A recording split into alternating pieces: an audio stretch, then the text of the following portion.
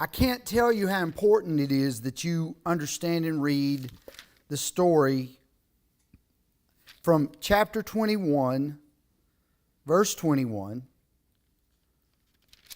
through 22, 23, 24, 25. Because over and over and over, that story is mentioned throughout Scripture. You're going to be brought back to that over and over and over again. The defeat of King Sihon, the defeat of King Og, and then Balak and Balaam. You and I don't wake up thinking about Balak and Balaam, or Balaam's donkey, or Balaam anything, really. But this is a pivotal place. In it, Balaam, in chapter 24, verse 17, even prophesies about Messiah, and Matthew chapter 2 repeats this verse. I see him, but not now. This is chapter 24, verse 17. I behold him, but not near, not soon. A star shall come out of Jacob, and a scepter shall rise out of Israel. It shall crush the forehead of Moab and break down all the sons of Seth or Sheth. And so, even that prophecy comes from Balaam. So, these chapters are really important, especially chapter 25. Now, we've already covered two of Balaam's his Balak asking and trying to pay Balaam to curse Israel. Now, remember, Israel is in this area. They're here by now. The brook of Zered, the Zered brook, we know it in King James Version as Brook Zered.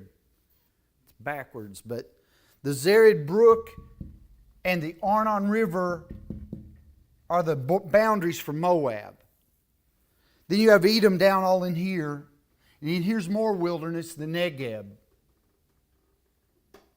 And you have Jericho. And these are the plains of Moab. All this is the plains of Moab, especially in this area. The plains of Moab. And then Arnon, I didn't do it because I'm trying to do other stuff, but it would be somewhere like that. Ammon would be up in there. Ammon, Moab, Edom. Then Moab fits in here. And here's the wilderness of the Negeb. Actually, it's probably farther down in here. Of course, Gaza's been there 1,000 billion years. Jerusalem's been there. Jericho has been there. I didn't even try to begin to write like a detailed list of people. This is the Mediterranean. And so this is the area we're looking at right in here. So, oops. I should have stayed with should have gotten some art class in high school. So anyway, Balaam has been called on to come and curse Israel, to keep Israel out of Moab. And Balak is the king there, and he is scared out of his mind because everywhere they've gone, God has given them from Moab up. This is last week's map. Moab up, you have West Manasseh, Gad, and Reuben have taken over that country. They've not crossed the Jordan yet. This is Jordan right here, and this is Jericho where they go first. They've not crossed this. They're down in here, wanting to go here, going to set up shop in here in the plains of Moab to get ready to cross over to Jericho at some point. But that hadn't happened yet. Where they are right now is, quote, in the wilderness, which is the Jewish name for the book of Numbers. When you name Numbers in the wilderness and then you read Numbers, it makes sense. It makes Numbers a more happy place than Numbers. Because this is what is happening in the wilderness over these 40 years. So anyway, this is so far so bad for Balak. He has brought Balaam 450 to 500 miles from his home to come down all the way down into the wilderness, into Moab. And Balaam has told him, look, if you give me your kingdom, I can't curse that which God won't allow me to curse. And every time he would speak on behalf of Yahweh, they would get blessed. God would bless them through what he said, not remotely curse them. And Balak gets tore up and says, all right, it's the same thing as today. Look, we'll just pick another side. Let's get you another angle on the Jews. This part, you can only see part of the Jews. You can see just part of their big enclave and their camp, and you can only see part of it. So I'm going to give you a better view. Maybe you can see more from this mountain. And they move the whole thing to another mountain. They build 7 more altars. They bring in more bulls, more sheep, more goats. They sacrifice, and then they bring Balaam forward, hoping that this time things will be different. And then Balaam blesses them. And so we're on the third oracle. And I'm not planning on belaboring this because I'm trying to get to 25. So we're going to move through this one. You've heard 1 and 2, and if you haven't, you can read them. So it's the same thing. When Balaam saw that it pleased Yahweh, remember, every time we see the Lord, L-O-R-D, capital L-O-R-D, we're talking about the name of God. So, when Balaam saw that it pleased Yahweh, the Lord, to bless Israel, he did not go, as at other times, to look for omens, but set his face toward the wilderness. And Balaam lifted up his eyes and saw Israel camping, tribe by tribe. And the Spirit of God came upon him, and he took up his discourse, just like he has all the other times, and said, the oracle of Balaam, the son of Beor, the oracle of the man whose eye is open, the oracle of him who hears the words of God, who sees the vision of the Almighty, falling down with his eyes uncovered. How lovely are your tents, O Jacob! By this time, Balak is off to the side, pulling some of his hair out. How lovely are your tents, O Jacob, your encampments, O Israel, live palm groves that stretch afar, like gardens beside a river, like aloes that Yahweh has planted, like cedar trees beside the waters. Water fell down from his buckets, and his seed shall be in many waters. His king shall be higher than Agag, and his kingdom shall be exalted. God brings him out of Egypt, and is for him like the horns of the wild ox. And he shall eat up the nations, his adversaries, and shall break their bones in pieces, and pierce them through with arrows. He crouched, he lay down like a lion, and like a lioness, who will rouse him up. Who will rouse him up?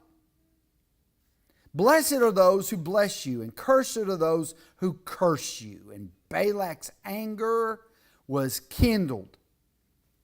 I mean, he quoted God here. I'll bless those who bless you, I'll curse those who curse you. Blessed are those who bless you, and cursed are those who curse you. And Balak's anger was kindled against Balaam. And he struck his hands together. And Balak said to Balaam, I called you. Now he said this will be the third round. I called you to curse my enemies, and behold, you've blessed them these 3 times. Therefore, now flee to your own place. I said, I will certainly honor you, but Yahweh has held you back from honor. Now, you can also insert the phrases, I'm going to give you money, and Yahweh has kept you from getting money, or riches, honor. And Balaam said to Balak, did I not tell you? Did I not tell your messengers whom you sent to me? If Balak should give me his house full of silver and gold, I would not be able to go beyond the word of the Lord, of Yahweh, to do either good or bad of my own will. What Yahweh speaks, that will I speak. And now behold, I am going to my people. Come, I will let you know what this people will do to your people in the latter days. And he took up his discourse and said, the oracle of Balaam, the son of Beor, the oracle of the man whose eyes opened, the oracle of him who hears the words of God and knows his knowledge, knows the knowledge of the Most High, who sees the vision of the Most High, of the Almighty, falling down with his eyes uncovered. I see him. Here's our verse that's quoted in the New Testament. He has no idea what he's talking about. We're going to see that in a minute. But God, through him, prophesied the coming of Christ. I see him, but not now. I see him, I behold him, but not near. A star shall come out of Jacob. A scepter shall rise out of Israel. It shall crush the forehead of Moab and break down all the sons of Sheth. Edom shall be dispossessed, Seir also. His enemies shall be dispossessed. Israel is doing valiantly, and one from Jacob shall exercise dominion and destroy the survivors of cities. Then he looked at Amalek and took up his discourse and said, Amalek was the first among the nations, but its end is utter destruction. And he looked on the Kenite and took up his discourse and said, so you have the Amalekite, thank you, and the Kenite, and said, enduring is your dwelling place, and your nest is in the rock. Nevertheless, Cain shall be burned, and Asher takes you away captive. And he took up his discourse and said, alas, who shall live when God does this? But ships will come from Kittim, and shall afflict Asher and Eber, and he too shall come to utter destruction. And Balaam rose and went back to his place, and Balak also went his way. So here they part.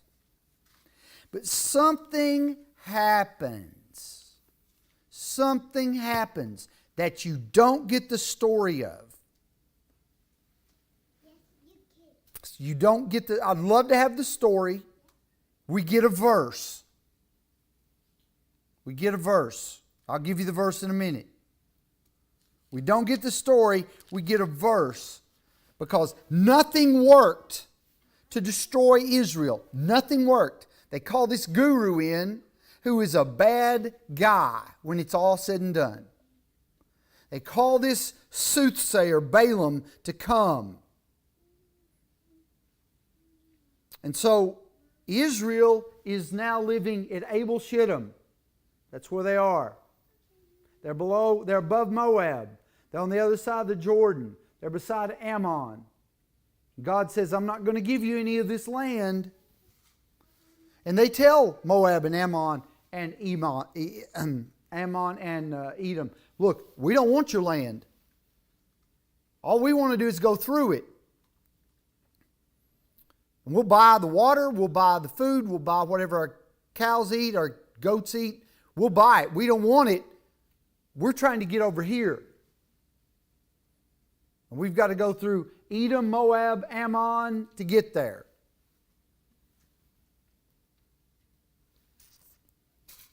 Now, this, and I have to erase my other map, but from here, all this, and up, all the way to the Sea of Galilee and above the Sea of Galilee, all the way to Dan, is now under the control of Israel. That's where they're living now.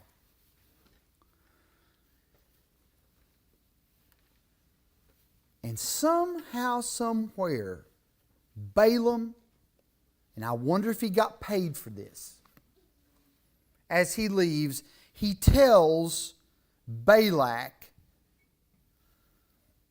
how to destroy Israel. You want to destroy them, here's what you do. So, while Israel lived in Shittim, the people began to whore with the daughters of Moab. Now, I'm going to flip over to chapter 31. Just put your finger at chapter 31 and we'll come back. These, the Moabites, these invited the people to the sacrifices of their gods. And they actually went. The Moabites invited the people to the sacrifices of their gods. And the people ate and bowed down to their gods. Now, we could, and again, I'm not going to spend a lot of time here tonight, but we could go back and go, what just happened? What's just happened? They just installed, not long ago, let's say it's 5 years ago. Let's say it's 10 years ago. They've installed priests. They have the tabernacle. They have a whole system going on of sacrifices. They have a pillar of cloud hovering above that thing all day long. And at night a pillar of fire. And they ignore it. And when they get into this place, they've been moving. Later numbers will tell you where all they went all through the wilderness. From the Negeb, Edom, all the wilderness. They've been traveling with that tent, with the Holy of Holies, with the Ark of the Covenant, with the priesthood, with the sacrificial system. And they get invited, I'd love to see all that played out, to come and worship with us. Verse 3. So Israel yoked himself to capital, Baal of capital, Peor. This is major chapter that you'll be, as you read your Bible through, as you read it and you look, you're going to come across this over and over. Not only are you going to come across Balaam and Balak, you're going to, and Og, and Og and when I see his name, I'll be mad. Sihon, the king of Sihon. Sihon. You're going to see this story all mixed in with it. Israel yoked himself, to Baal of Peor, the Baal. And the anger of Yahweh was kindled against Israel. And Yahweh said to Moses, take all the chiefs of the people and hang them in the sun before Yahweh, that the fierce anger of Yahweh may turn away from Israel. And Moses said to the judges of Israel, each of you kill those of his men who have yoked themselves to Baal of Peor. Now this is blatant. This is in your face what's going on inside the camp. inside the camp. Remember the camp. Remember the camp. And I'll erase that too. You have the tabernacle. You have the Levites who live around it in their tents. Moses and Aaron at the bottom. Then you have all the tribes. You have 3 tribes at the top, three tribes on the east, 3 tribes on the south, 3 tribes on the west. And they all are camped around the tabernacle. And in the middle of all of that is the tabernacle. In the middle of all this, they bring in these Moabite women into camp, into the camp of Israel. They bring them in.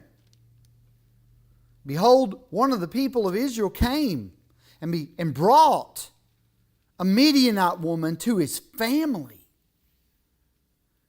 to his tent, in front of everyone, in the sight of Moses even, in the sight of the whole congregation of the people of Israel. While they were weeping in the entrance of the tent of meeting, they're grieving, they're calling on God to have mercy, they're admitting what's going on.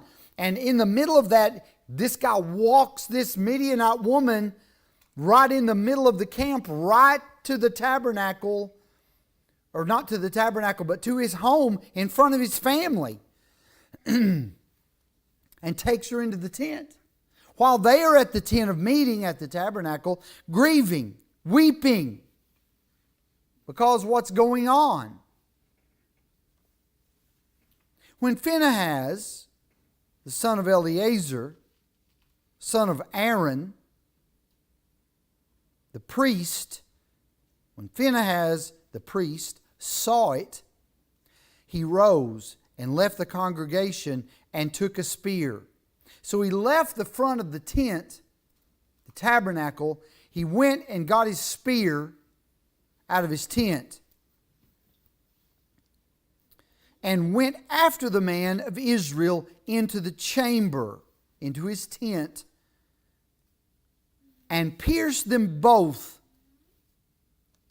the man of Israel and the woman, through her belly. Now, don't take a genius to figure out what's going on when Phinehas walks in the tent with the spear. Thus,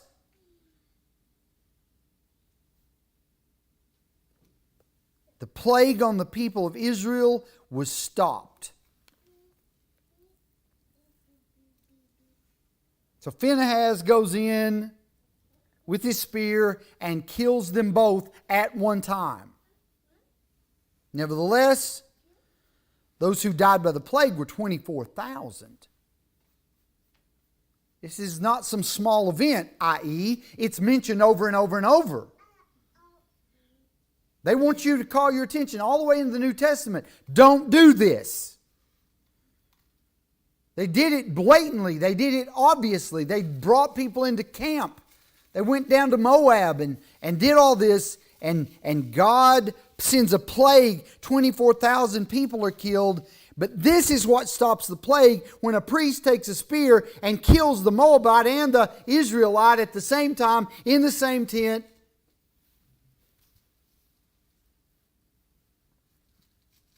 The Lord said to Moses, Phinehas, the son of Eleazar of Aaron, son of Aaron, this is Aaron's grandson, the priest, has turned back my wrath from the people of Israel, in that he was jealous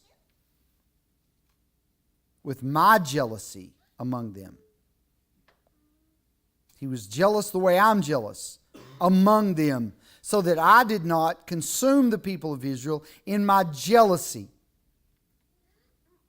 Therefore say, behold, I give to him my covenant of peace, and it shall be to him and to his descendants after him the covenant of a perpetual priesthood, because he was jealous for his God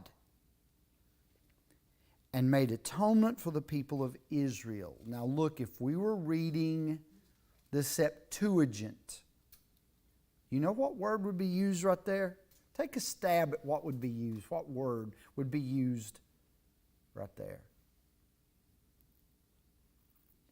Propitiation. Propitiation would be used. He made propitiation to God for the people of Israel, i.e., He satisfied the wrath of God. Let me tell you, the word propitiation is used a lot in the Old Testament dealing with this very thing. And it's used 4 times in the New. So that's another day. The name of the slain man of Israel who was killed with the Midianite woman was Zimri, the son of Salu, chief of a father's house belonging to the Simeonites, the tribe of Simeon. And the name of the Midianite woman who was killed was Cosby. It'd be a good name to name one of your dogs. The daughter of Zur, who was the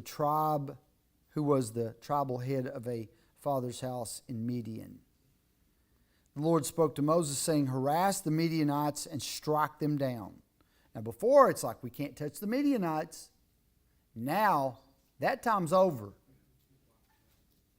For they have harassed you with their wiles,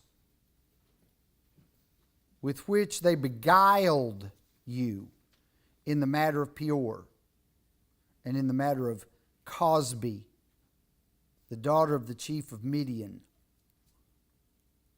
their sister, who was killed on the day of the plague on account of Peor. Numbers 31. I don't know why Balaam would do this other than just he's lost and angry and he didn't get the money, he didn't get the prestige. His donkey talked back to him. But at some point in his and Balak's conversation, he has stopped and said, let me tell you the weakness of Israel. And here's the verse. Here's the verse. This is what he tells Balak. Behold, these, on Balaam's advice.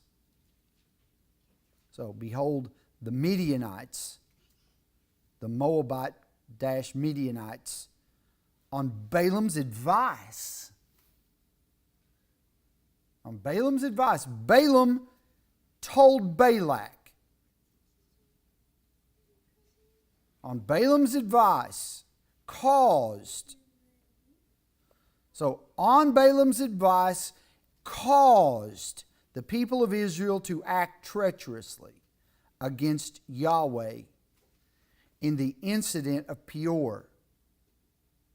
And so the plague that killed 24,000 and change came among the congregation of the Lord.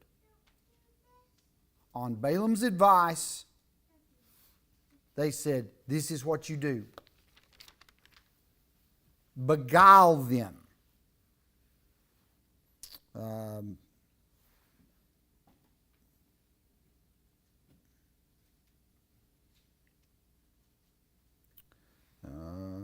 They have harassed you with their wiles. Beguile them. They beguile them. Entrap them. Tempt them. And you can destroy them from the inside out. And things were going pretty good with 24,000 in the plague. Things were going well. And a priest stepped in with a spear and shut all that up. Hey, I don't know. I don't know. We see what God says. He did this because of his great love for God. And the result was God's plague stopped and Israel stopped, and everything resumed. So